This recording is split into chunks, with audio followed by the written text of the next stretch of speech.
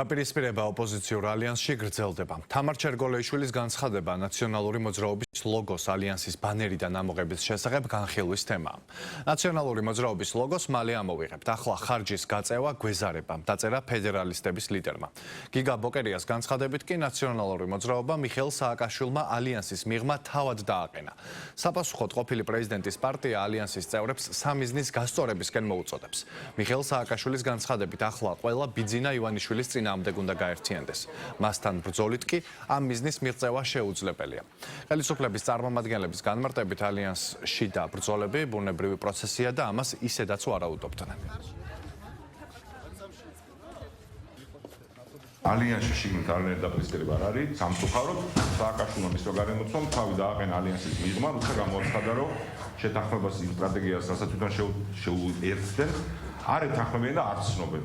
ამიტომ ჩვენ არანაირი გადაწყვეტილება არ გვაქვს მისაღებდეს, მათი არჩევანი არის. კარგი იქნება სხვა პოლიტიკოსები, მათ შორის ოპოზიციიდან თუ გაასწორებენ სამიზნეს, იმიტომ რომ ჩვენი ქვეყნის პრობლემა არის ივანიშვილი და მიხეილ სააკაშვილი არის სწორედ ის პოლიტიკოსი, ქვეყნის მესამე პრეზიდენტი, რომელმაც საქართველო დააყენა ევროინტეგრაციის გზაზე. ამიტომ ყველამ უნდა გაასწოროს სამიზნე, წინააღმდეგ შემთხვევაში ის ლუზერობა, რომელიც წლების განმავლობაში სწორედ აი ამ არასწორ ფოკუსს უკავშირდება, აისახება ჩვენს საერთო მდგომარეობაზე. ამიტომ კარგი იქნება თუ ყველა გაასწორებს სამიზნეს. დაპირისპირება, ერთმანეთის დაბეზღება, ქვეყნის დაბეზღება უცხოეთში, დაბრალება ყველაზე მეტად, დაბრალება შავი ხვრელების და ასე შემდგომ, ბულინგი, ბილდსიტყვაობა, ეს არის მათი ბუნება.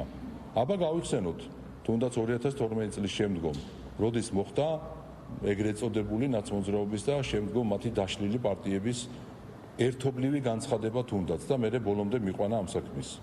არც ერთხელ. იმიტომ რომ ყველას უნდა ძალაუფლებაში მოვიდეს და მე უკვე ხედავენ იქ რომ ძალაუფლებაში შემცილებელი არ უნდა რომ არავინ ყავდეს.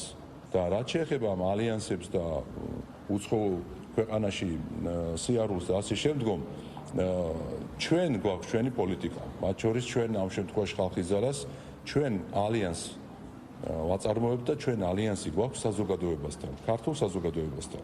ნაცმოძრაობას და მის ფილიალებს ალიანსი აქვს თავიანთ უცხოურ წარმომადგენლებთან, მერე ვითომ ერთმანეთთან, მაგრამ კარგად ვნახეთ როგორი ალიანსი აქვს ჩვენი გასაშველებელი ხდებიან ხოლმე ხშირ შემთხვევაში მერე. ამ პროცესს ქვია სრული დეზორგანიზაცია და დემორალიზაცია ოპოზიციისა.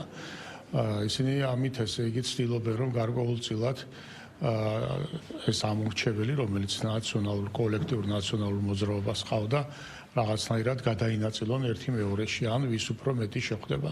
სინამდვილეში ყველა მხარე ამ ამორჩეველს კარგავს და ეს კიდევ ერთხელ აჩვენებს იმას, რომ დესტრუქცია, რომელიც ამ ოპოზიციას ჰქონდა მთელი ამ ხნის განმავლობაში მოწყობილი და აგრძელებს საქართველოს წინააღმდეგ, დღეს ყველაფერი ეს ბუმერანგივით მათ დაუბრუნდათ.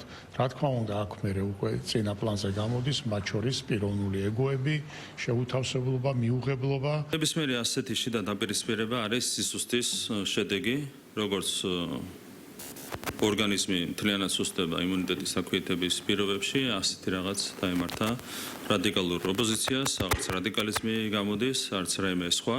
ეს არის სისუსტის გამოვლინება, ხო? ოპოზიცია არის უკიდურესად დასუსტებული და შესაბამისად ეს თავს ავლენს, როგორც ასე ვთქვათ, დაპირისპირება პოლიტიკურ პარტიებს შორის. ძალიან კარგია ეს ქართული დემოკრატიული სისტემის შემდგომი გამტკიცებისთვის. ასე უნდა გაგრძელდეს პროცესები. ასეთი პოლიტიკური ძალების ადგილი ჯანსაღ დემოკრატიულ სისტემაში, რა თქმა უნდა, არ არის. შესაბამისად, მნიშვნელოვანია ეს პროცესები გაგრძელდეს იმ მიმართულებით, რა მიმართულებითაც აქამდე გრძელდება.